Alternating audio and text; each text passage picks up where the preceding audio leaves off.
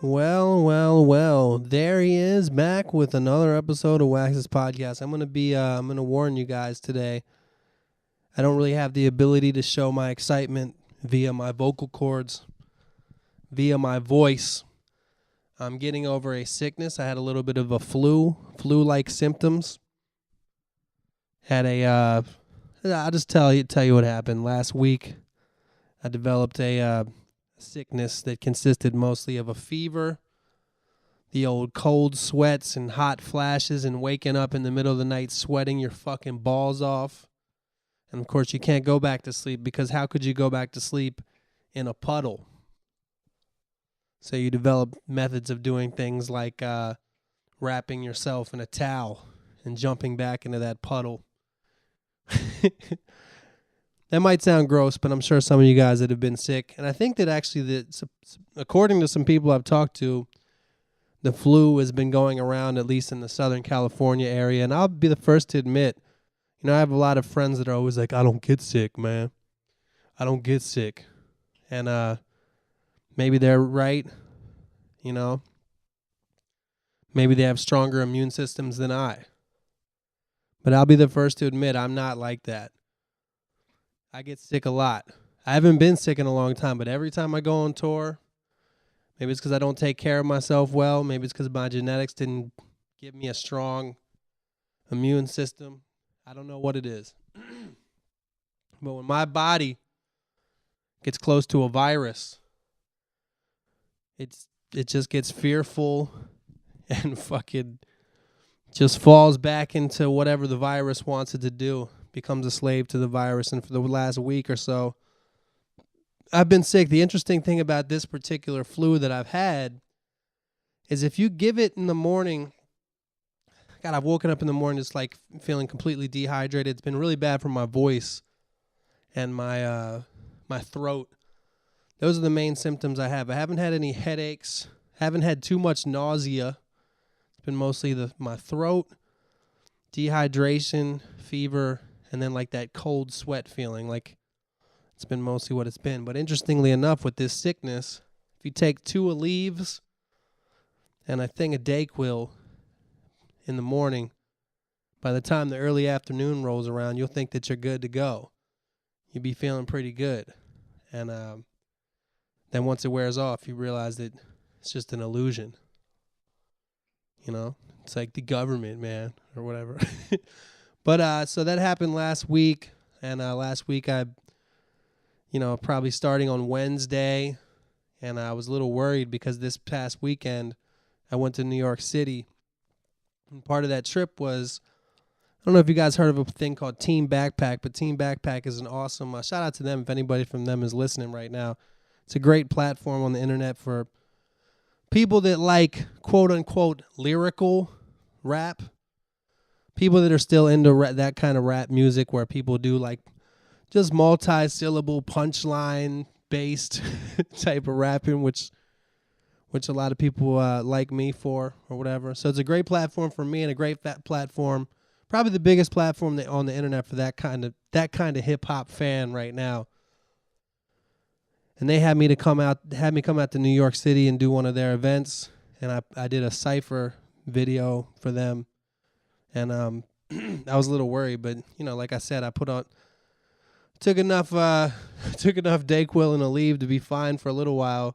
And that day, since when I got the verse over, I was a little bit nervous about it because it was a long verse, and it was like an exclusive verse that I hadn't recorded or anything like that. I'd never performed, and I just did it for this event.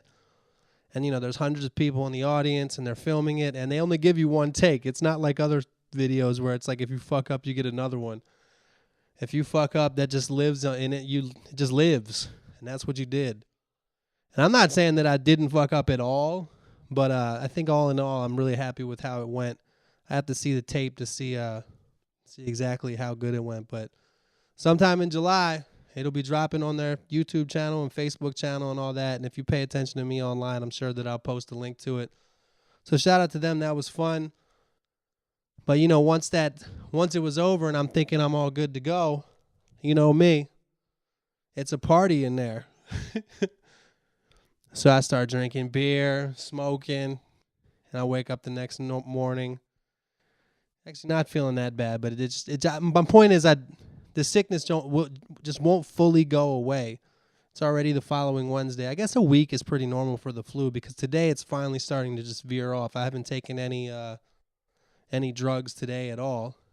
You can probably hear in my voice that it's still a little fucked up. But I'm trying to take it easy even with this podcast. I'm not trying to scream and shout and let it on out. You know what I mean? I'm just trying to let y'all know that I do still care at least somewhat about the podcast. I need to fucking keep this thing going. I know it's been a long time since I did the last one, and I'm sick of making this same speech on the podcast. I really need to do it more often, as I say every time. But I'm not a perfect man. I'm trying to do the best that I can with Wax's podcast. I ain't no perfect podcaster. I'm just a lazy bastard on Wax's podcast. Yeah, so I haven't even talked to you guys about my trip that I took. I took 2 trips. I just explained the last one to New York. Really quick trip. Before I get off of that, what I did manage to do on Saturday, the partying I did was during the day, and I got a good night's sleep on Saturday night. And I was flying out Sunday, but I wasn't flying out till 5:30 p.m., and I had to check out the hotel. So I did something that I've been to New York City a gazillion times, and I never do anything touristy there. So I had like 5 free hours in New York City. I went down there, and I saw the World Trade Center Memorial, the 9/11 Memorial, which was very beautiful. It was on Father's Day, so it was kind of sad. Saw some people there that had quite likely lost a relative in the 9/11 tragedy. Ended up while I was down there, I walked down to the waterfront, and there was like a boat that was giving a tour of the city, and I was like, fuck it. Jumped on that motherfucker. Jumped on the boat. Rolled around.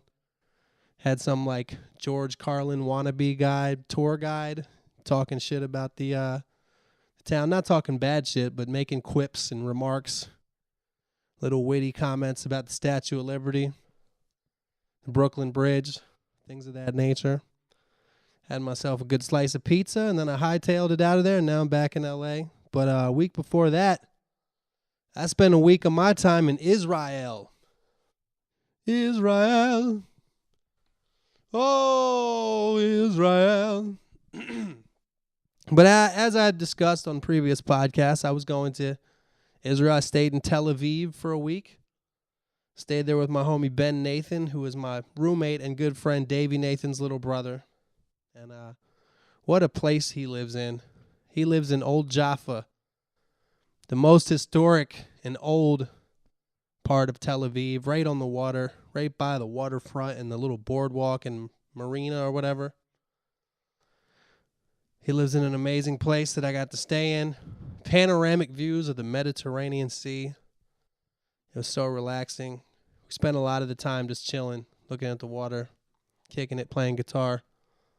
But we did spend just enough time doing tourist stuff as well. I went down and I saw Old Jerusalem, saw the Wailing Wall, saw a lot of crazily religious people on all sides of the boat, which really is a 3-sided boat in that town. Christianity, Judaism, and Islam. Crazy place, man. Crazy place.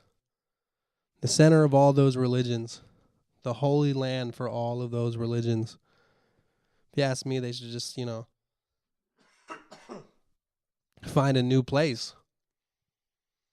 Find some, tropical island in the Philippines that hasn't been inhabited yet and be like, you know what, this is our holy land now. Let's go there so we don't have to fight wars all the time with all these other people. But then again, what do I know? What do I know? I just don't base all of my beliefs on some book that I didn't write and I don't know who wrote. It's just a book. I'm thinking about maybe just taking a random book that I know and making that my holy book. Not actually thinking about that, but so I saw Old Jerusalem. Sadly, just like any other tourist place in the world, It's just really a collection of shops that sell the same shit. Coffee mugs with Jesus on them. Shot glasses with a menorah pictured on them. On it.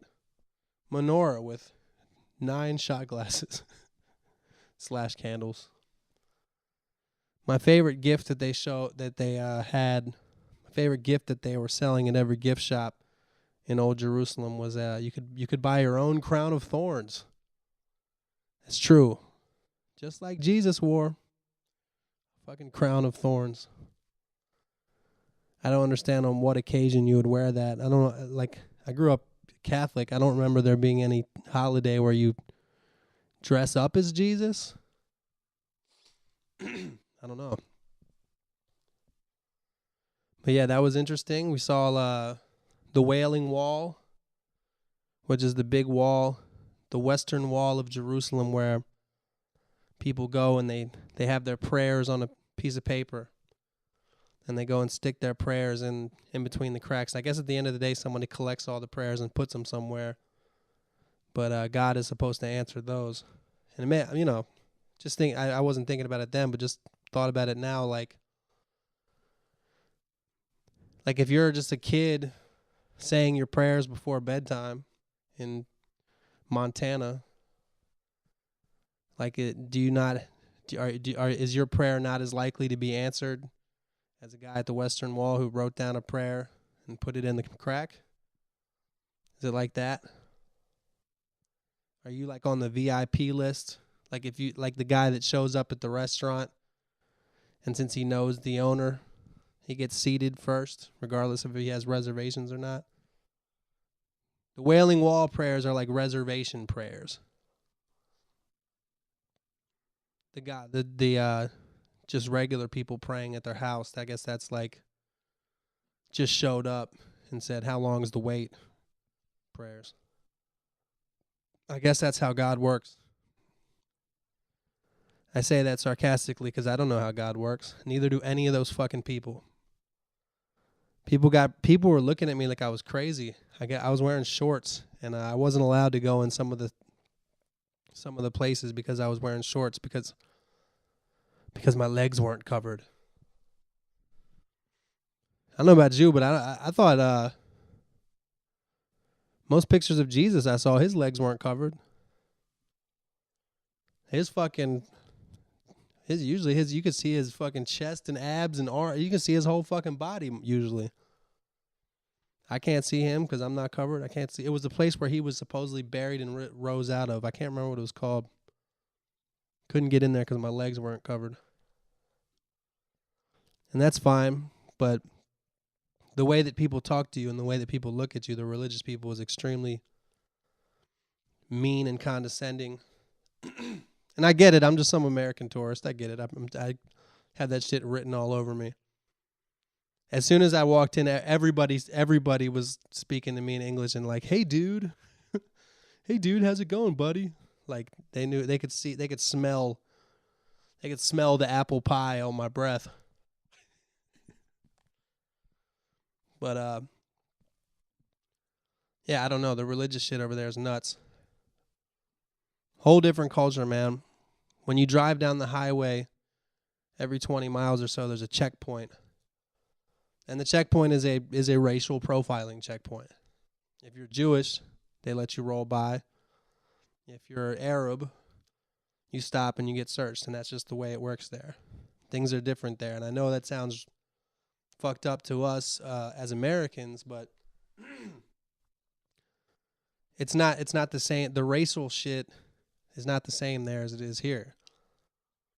Like, for the past 70 years, we haven't had a pretty much open war between, like, literal war between, like, I don't know, blacks and Hispanics in America.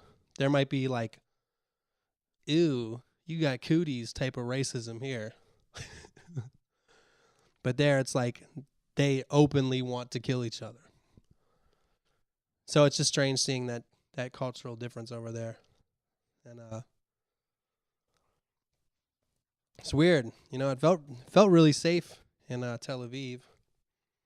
But then the day after I left, there was a crazy, like, 10 people got shot, 4 killed, 6 injured in a Tel Aviv restaurant. Happened the day after I left. 2 Muslim dudes went in dressed as religious Jews, ordered a piece of cake, and then stood up and started shooting in the middle of a restaurant. It was a restaurant the Davies family goes to. So, very easily could have been my ass in there.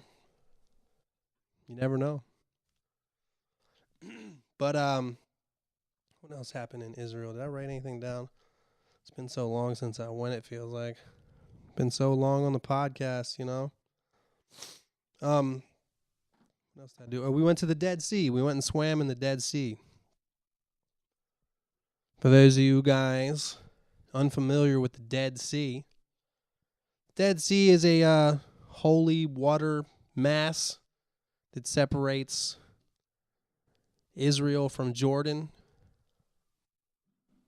And it's the saltiest body of water on the earth. And it's also the banks of the Dead Sea are the lowest point on earth. The lowest point on land where you can be on earth. So, of course, now that so many people go there, it's like this big tourist trap, and right next to it, it almost looks like a resort kind of thing. And they have a bar there called the lowest bar in the world with a big sign that said that. So, goddamn well, my ass drank a beer there and kept making references to the song, I've Got Friends in Low Places. Made a million dumb jokes about that song in reference to that bar, in reference to myself. But, for those that don't know, because of the fact that the Dead Sea is the saltiest body of water on earth, it's also called the Dead Sea because there's no life in it. There's no living fish, there's no insects, nothing like that. When you swim in this body of water, it's impossible to sink. It feels awesome, man. It feels crazy. Like, you just lay back and your body, like your head and arms and legs just puff up above the water. It's kind of like if you had a basketball in a regular pool, you push it down, but then you let go of it, just kind of pops right back up. Maybe not with that much force. Maybe with the force of a halfway inflated basketball.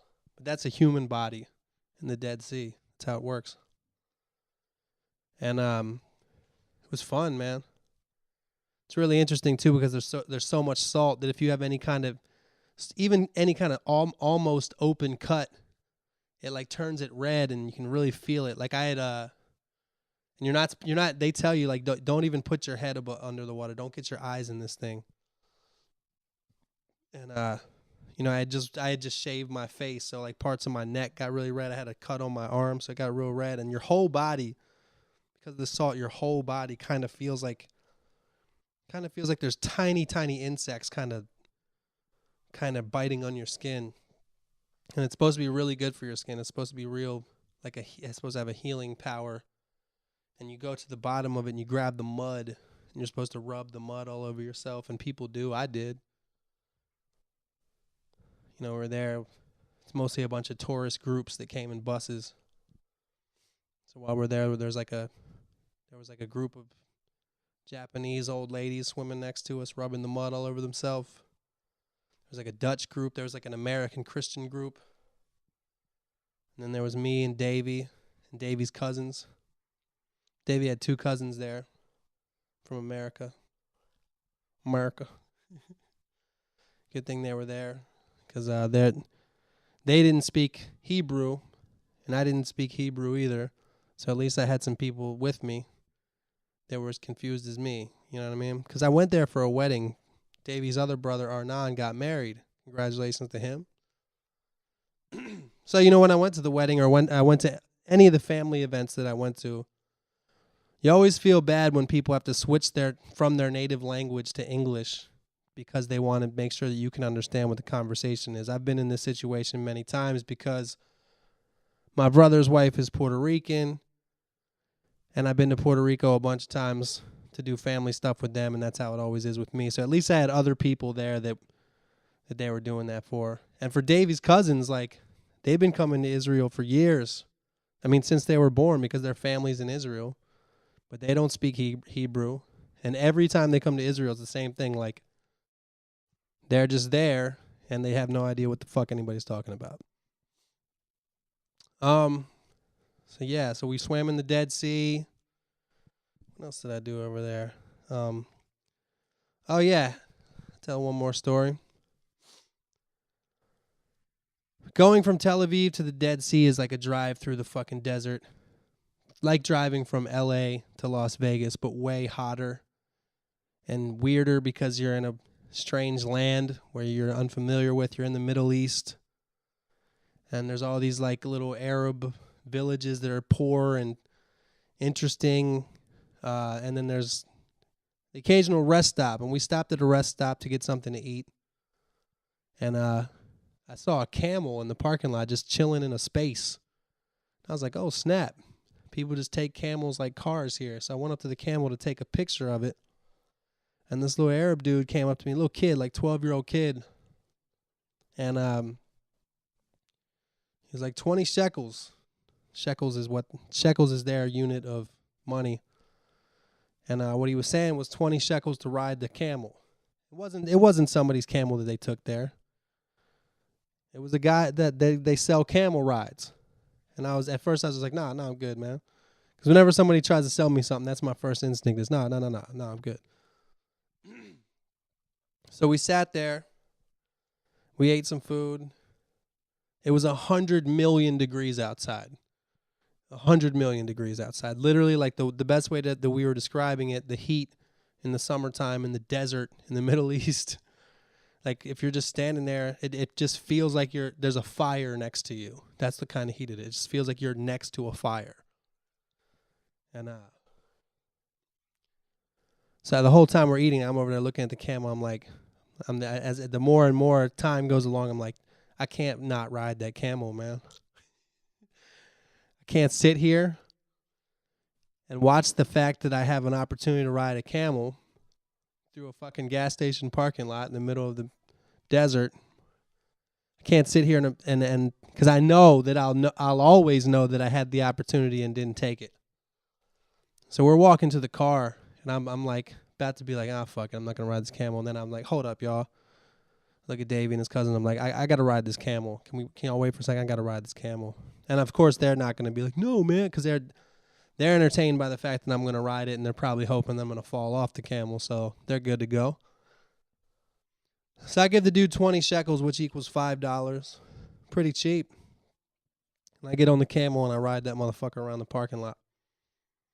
And the camel did not enjoy its job. When it saw me coming, it was like, this guy is going to ride on me. He's going to be on my back, my hump, my lovely lady lump.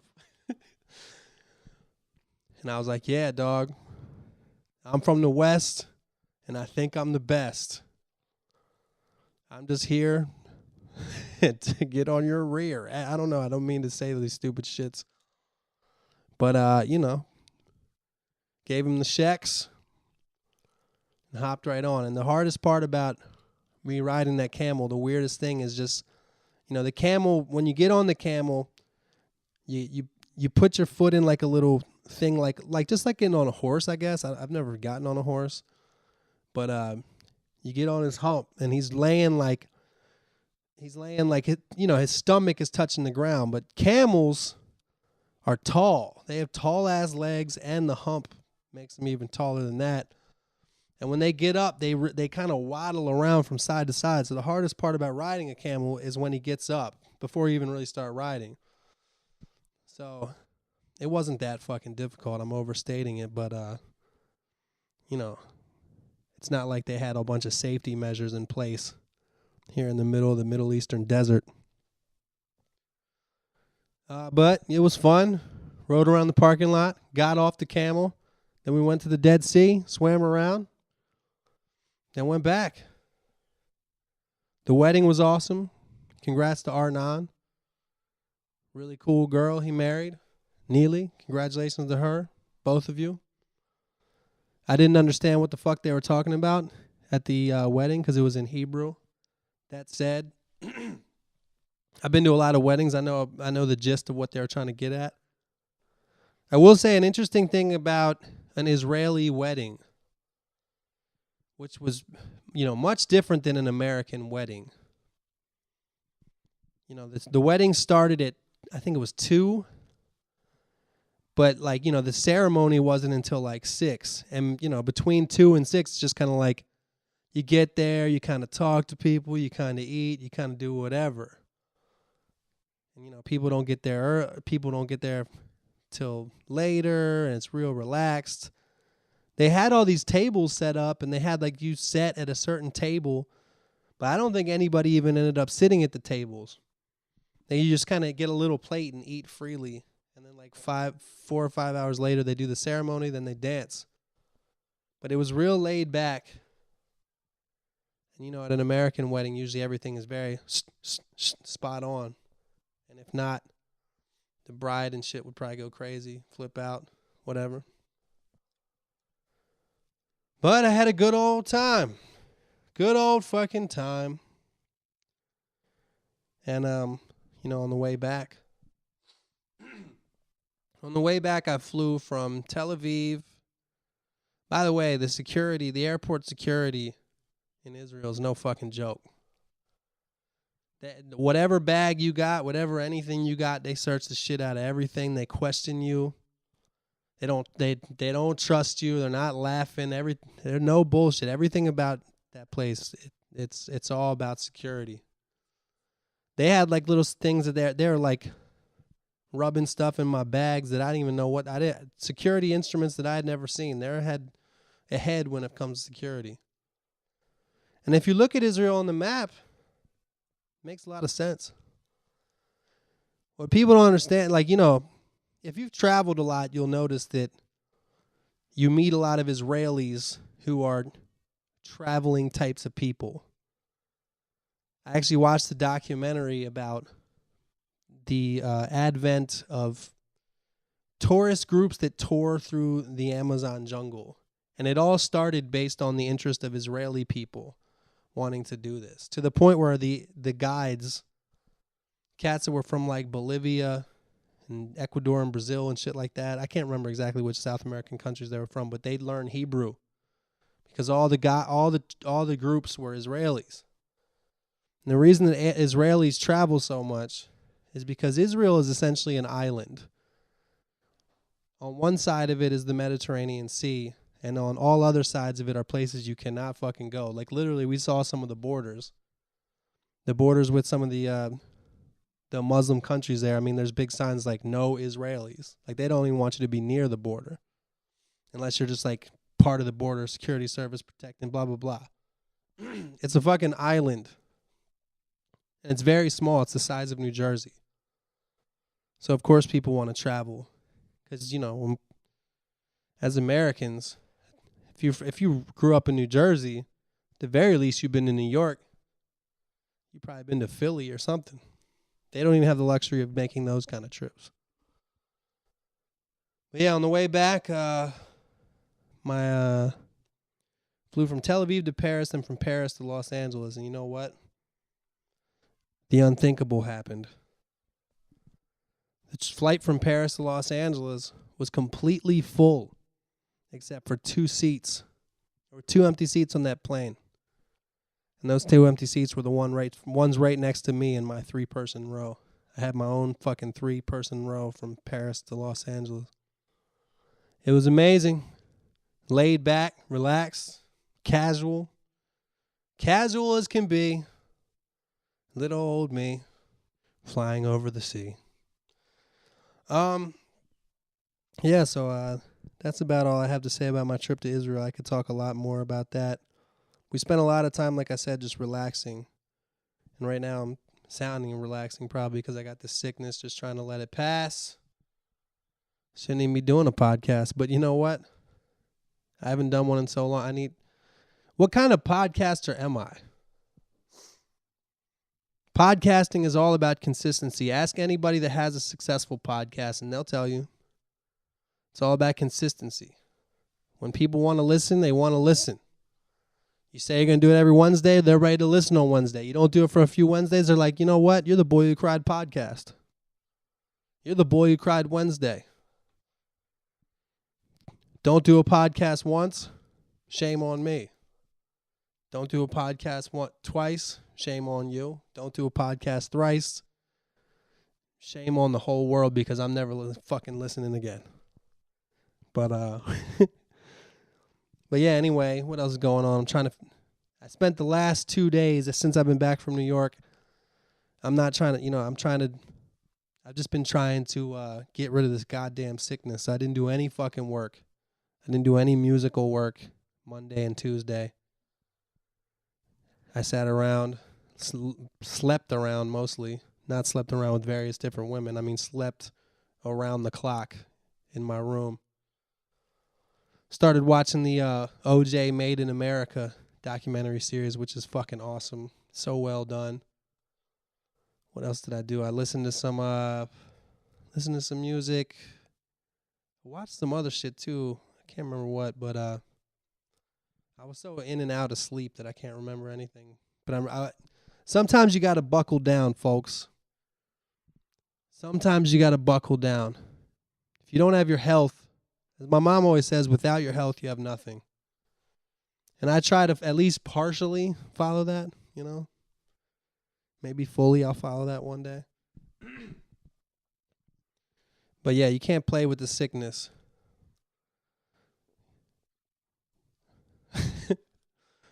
Trying to get rid of it.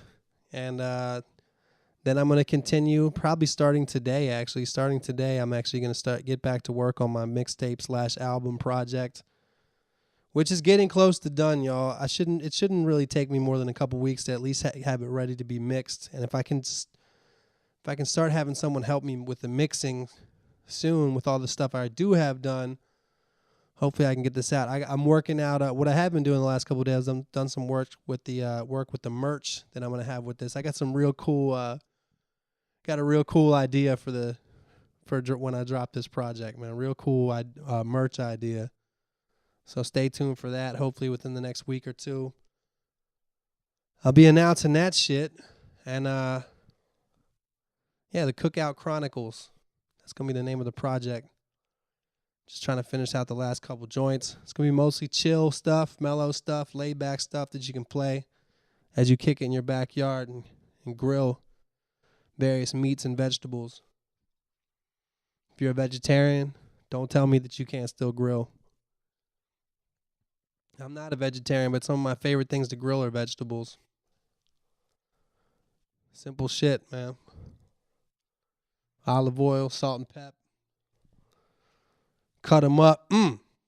Sweet onions. Think I don't fuck with some butternut squash? Must be fucking kidding yourself. Yeah, man. Wax's podcast. All right, let me go to some questions and shout outs. All right. By the way, it looks like, when I did the team backpack thing in New York, afterwards, I did some interviews while I was there and got some audio. Thanks to my man. Nomad. If he happens to be listening, shout out to him. He brought some recording equipment there, and we actually got some real cool interviews while we were there. So hopefully next week that'll be a big part of the podcast. Okay, shout outs. We got Will the Orc. Chris M. Shout out to you, Chris M. from the motherfucking Michigan. Charlie S. CJ. Bart N. Robert F. Hubs the Bubs, who recommends Ali Wong's special on Netflix. Speaking of Ali Wong's special on Netflix, I saw that. And to anybody listening, when you watch that special, give it a chance. Make it halfway through, because like the first 10 minutes, like if you could easily be turned off by her and be like, man, fuck this bitch.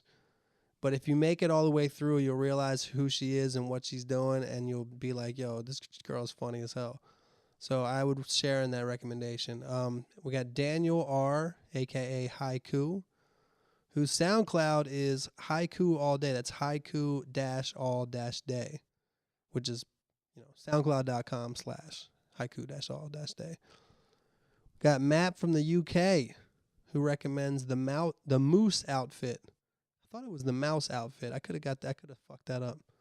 Maybe it's the Moose outfit. It's a funk and hip hop group from the UK. We got Graham G from Glasgow and his girl Louise. And we got Chris A from Toronto. All right. Hey, yo, Wax. It's Jonathan from Toronto. In the last podcast, you mentioned how you can't listen to music with words while you do shit like study or read emails. That's absolutely true. How can I pay attention to two different words, two different series of words? That's impossible for me. And it's impossible for me to tune out one of them. I'm the same way, but instead of listening to instrumentals as a university student, I listen to a lengthy playlist of Future, Fetty Wap, and Chief Keef while I study. The lyrics are just kind of a mixture of mumbling and animal sounds, squaw, and therefore it is not distracting when I try to study. When I explain to people this, usually the first response is, how the fuck do you listen to Future for 10 plus hour study sessions? And I genuinely don't know. If I'm listening to music to listen to music, those artists would never appear. Speaking of trap music, what is your opinion on Designer's song, Panda? Anyways, I want to shout out the Palmer Squares and their upcoming project, Planet of the Shapes, which, by the way, is out already. This is an old email. Hopefully it's out by the next time you make a podcast. Yes, it is. Looking forward to your Cookout Chronicles. Have fun in Israel. Jonathan M. That's interesting. I guess that makes sense. If anything that's kind of like everybody has a different mind and a different way of intaking music. And I can actually see what you're saying about Future, Fetty Wap, and Chief Keef. That said, it's kind of hype. Maybe if you're getting hyped to study, or maybe it just keeps you awake. Maybe get hype music, because a lot of times when you study, your eyes get heavy. You end up falling right onto that notebook. Back in the day, you end up with a head covered in ink or graphite if you used to write in pencil. But nowadays, I'm sure that you just use a laptop. I actually like the song Panda by Designer. I can't help but get hype when it comes on, even still. I know when you wrote this, it was probably relatively new. But, yeah, man, there's certain songs that just have a special thing to them. And if you ever seen that dude Designer, if you ever seen him like perform live, that motherfucker's crazy. I respect his just like, a lot of rappers are all about being cool and like appearing cool. I think Chief Keef is a great example of that. Hold on. If you ever used to watch when Chief Keef first blew up, his interviews, like it's just like he's trying to be cool and he's too cool for everything. Whereas Designer, he just puts it all out there, man. He goes fucking apeshit and doesn't give a fuck.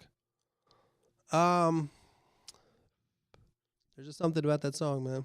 Certain songs just have a thing where you're just like, I don't know exactly I don't know how to put my finger on exactly what the quality of this song is that makes it just fucking amazing. But certain ones have it. Certain songs, you don't even have to necessarily like them.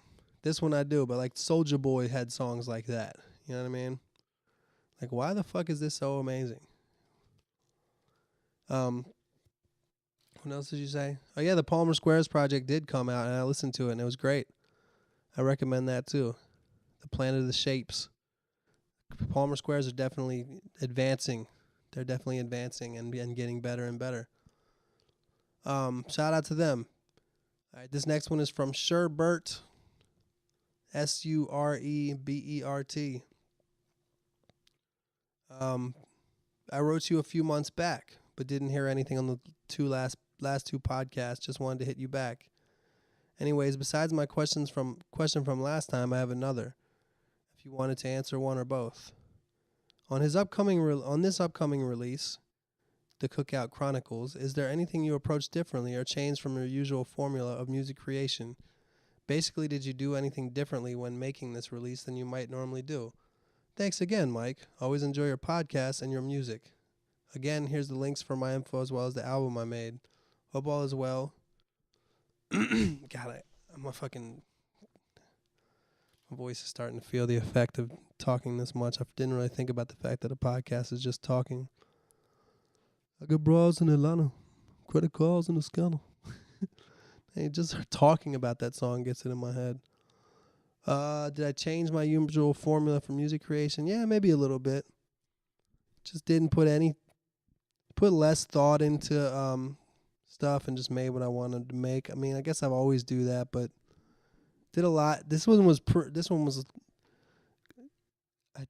interesting because I did this a lot. I did it much more solo than the last two ones, but at the same time, there's more features on this one than I've ever had. So I don't know. It didn't go too crazy with the formula switch up though. All right, so his other question that I somehow skipped, which is interesting because I remember that I had this written down to. I must have just literally skipped over it in the previous podcast. But he asked, "Have you ever had to deal with any legal issues concerning samples in your music, legally or otherwise?" Yeah, the time that I had to really deal with samples, there was a sample in a song I had called "Too Loud." It was a beat my boy EOM made, and the main part of the beat was a sample. It's a drum loop that had a stab in it. There was a really obvious sample, and when we tried to get it cleared, it was like really, really expensive. And we tried to replay it, and we got drummers to replay it, and it just never sounded as good. It never sounded the same as the sample. So at the end of the day, we fucking shot a video for it and all that shit, and we decided to go with the sample anyway, since we're putting it on a mixtape and not an album, giving it away for free anyway. And ended up not getting the money. Like, we shot the video thinking that at that time I was on a record label and they were going to pay for the video, but since we didn't clear the sample, they were like, nah. Ended up losing the money for the video. And I mean, the video, looking back, the video sucked. It didn't suck, but I don't know. Not my favorite video that I've done. But yeah, that's the only time I've really had to deal with a sample. Any other time that I just kind of either didn't mention it or snuck it by. The thing with sampling, guys, is if you're not making any money, nobody's going to fuck with you too bad about samples because it's all about the money. Because if somebody sues you for using a sample, what they're looking to get is part of the money that the song makes. So you don't really have to worry about getting sued for samples until you're popular. So I guess it was just that one time that I had to worry about that. Okay, we got Mike from Long Branch, New Jersey over here. Yo, Wax, loving No Real Job, man. Pumped to hear more this summer. I'm taking my first ever trip to Cali this August, and I know it's known for burgers. So I figured I would ask the fast food guru himself, what burger place would you consider to be the best? Also hoping to catch you and T-Rex if you guys are still doing your monthly show then. Peace. As far as fast food burgers in California, there's a few names. I know in LA we got a few locations of Astro Burger, which is great. Fat Burger, which is great. Fuck Jack in the Box, don't even go there. Then Del Taco has burgers, don't worry about those. But when it really comes down to it, if you're talking about the burger itself and it has to be fast food, you got to go to In-N-Out, man. The In-N-Out burger is a very quality fast food hamburger, probably the most quality one that I can think of out of any straight up burger places, whether they're Cali or not. I'm just fast food I'm talking here. And you're going to want to get it. The key that my boy Morgan put me onto is you get grilled onions and regular onions. Get grilled onions and raw onions on the burger. The double burger. Then if you want, you can get an animal style too, which is essentially Thousand Island dressing a la a Big Mac. Or you can get ketchup and mustard. I don't know. It's good as fuck. It's a really good burger. Fresh, good ingredients. That's what I would recommend, In-N-Out Burger. Thank you, Mike. um.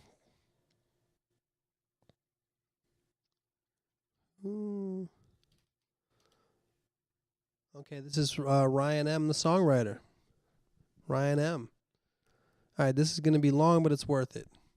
I was hanging out with my neighbors the other day, and they invited over some friends. One of their friends and I started talking about music. He said he was into hip-hop. I asked who he listened to, and your name came up. I'm sure all Wax fans can agree that bumping into another Wax fan is exciting. Oh, that's what's up. I asked if he knew who Herbal Tea was. He said no, so naturally I had to show him what's what. I played him That's It up to the second verse about Buddy Holly, then we moved on and started listening to other stuff. A week or two later, we all met up again, and that guy was there. We were mid-conversation, and his wife said, "Did you tell him about your aunt?" A bit confused at first, I listened when he told me that night I showed him Herbal Tea. He went home and listened to the rest of That's It, and was tripping over the third verse when Herbs was rapping about philosophy, where after we die we become blueberries and are a process of keeping the earth going. Then the guy told me this story about his aunt, who was semi-famous for having these really insightful and positive messages to give to people. He told me she passed away some years ago, but just recently a video had surfaced of her when she was talking about her life and her outlook on the world right before she passed away. In that video of his aunt, she covered an array of topics, mostly centered around maintaining a positive outlook throughout life. But the most notable part of the video for him was when she said after she dies, she hopes that she comes back as a blueberry. Just thought I'd like to share. Props to you, Herbal Tea, for making great music over the years. Well, thanks for that, Ryan M. Hopefully, Herbal Tea will listen to this podcast and be happy to hear that happened. Obviously, not happy that his aunt died, but with her perspective, it doesn't sound as bad. And we all gonna die. Every last fucking one of us. Never know when. I was talking about that with somebody recently, the topic of reincarnation, because it is true. Like, they bury you in the fucking ground, and then you become dirt, and then the dirt becomes something else, and that becomes, it really is true. But, how much does your brain remember, or then you have the question of the soul. Is the soul part of the blueberry? I have no idea. You know why? Because I don't know anything. Mine's too small. All right, we got Jason M. What's up, Wax? Question for the podcast. I notice you and your bro have a very funky style. I got a funky rhyme with a funky style. I got a funky rhyme. And I was curious who your influences for that were. I've recently been in a music funk, no pun intended, and feel like I've exhausted most all good music. I find myself skipping songs more than listening. I've recently turned to the funk and have been feeling very groovy for the last week or so, dig? Haha. I've just been bumping the funk out of here playlist on Spotify, but wanted to know your suggestions. I'm not familiar with that playlist. Thanks in advance. Keep up the good work, and I can't wait to hear the new project. Yeah, when I was young, to be honest with you, when I was young, the band that was the bridge to the genre of funk music for me and my brother was the Red Hot Chili Peppers. When we were really young, that was a band that we were into. And I'm talking, I'm old, man. I'm talking even before Blood Sugar Sex Magic. I'm talking like late 80s funk, punk rock, freaky style-y era Chili Peppers. If you listen to those albums, even on Mother's Milk, when I was a kid, I didn't realize Higher Ground was a Stevie Wonder song for years. And they did a lot of songs. Even in the later years, they did Love Roller Coaster, which became a hit for them, which was a big song in the 70s for the Ohio Players, of course, which leads, and of course, George Clinton produced a lot of stuff for the Chili Peppers. And they covered... They did Fop, which was another Ohio Player song. They did Sly Stone, If You Want Me to Stay. So the Chili Peppers were kind of like a bridge, and I was like, wait a second, that's not the original. And then you find out who did it, and then you just discover a little bit more about those bands, which was originally that was a a bridge for me. That happens a lot with hip hop music. People find samples that they like, and now all of a sudden, because they're in the Tribe Called Quest, they get into Roy Ayers or whatever. You know what I mean? This is a very common thing for in music. Yeah. So as far as funk music, um, I mean, shit. If you want to start some old Chili Peppers, the album Freaky Styley or the album Uplift Mofo Party Plan. But if you want to go to the roots, obviously James Brown, Earth, Wind and Fire, Sly and the Family Stone is a great funk to listen to. I loved the Ohio Players when I was a kid. Even if you just get the like a greatest hits, the Ohio Players Gold. Ohio Players Gold is a great like compilation of kind of like the hits and big songs by the Ohio Players if you want to skim the surface and find some really good stuff. And the Ohio Players had a real psychedelic sound to them. They always had these like strings in the background. Maybe it was because I did psychedelic drugs listening to them when I was in high school. I don't know, but real psychedelic to me. It still are. That's one of my favorites. But there's a bunch like later stuff, Gap Band and Cameo, of course Prince. There's tons of funk shit. I mean, there's modern funk bands too. When I was, in the late '90s, early 2000s, I was very into the Grey Boy All Stars and Soul Live, which were kind of like just modern interpretations of older funk trios and funk bands and from the '70s and earlier. You know what I mean? Where Soul Live was very much in the genre of like Grant Green, Wes Montgomery, old like Blue Note record shit, and then even more, I guess, modern funk stuff like D'Angelo. I mean, shit, To Pimp a Butterfly. I don't know what to tell you. I'm not an expert on any genre of music. I'm kind of like a jack of all trades. I know a little bit about every genre. So hopefully that helped a little bit. I'm not going to tell you anything cool. I'm only going to tell you the stuff that everybody knows about. This is from NWALIF. What's up, Wax? I'm maintaining a steady Saturday night buzz and have a weird question for the podcast. If you were an actor in a movie or TV show at this point in your life, and when the credit came on the screen, would you put your name as Mike Jones or Wax? I don't know why I'm pondering this as much as I am. Interested in what you think. Well, that's a good question. I don't even know the answer to it, to tell you the truth. I'm in a weird place right now because, I've been started to do stand-up comedy, and I want to do the stand-up comedy as Wax. But when I do just like a local show in LA, like I don't feel like I deserve to use a stage name yet. You know what I mean? I'm not good enough and I'm too new to have a stage name for comedy. But I just already have a stage name. I'm kind of like, I'm an artist already. You know what I'm saying? So kind of stuck on that myself. I don't know what I would say. Ultimately, I'd rather just be Wax. I like that because there's only one Wax, you know what I mean? There's a lot of Mike Joneses out there. There's the Mike Jones out there, too. But, yeah, to be honest, I don't know exactly how to answer that question. I don't know what the exact answer to that would be. I'd ultimately like to be Wax, but if it happened right now, I'd still say Wax. I'd say Wax if it was right now. But, yeah, I shouldn't be using my voice this much, y'all. I think I'm going to go take some NyQuil and watch the rest of this OJ series. But, yeah, stay up, as they say. I am going to try to complete this project. I'm going to try to get better. And I'm going to have some cool news coming as soon as possible within the next few weeks.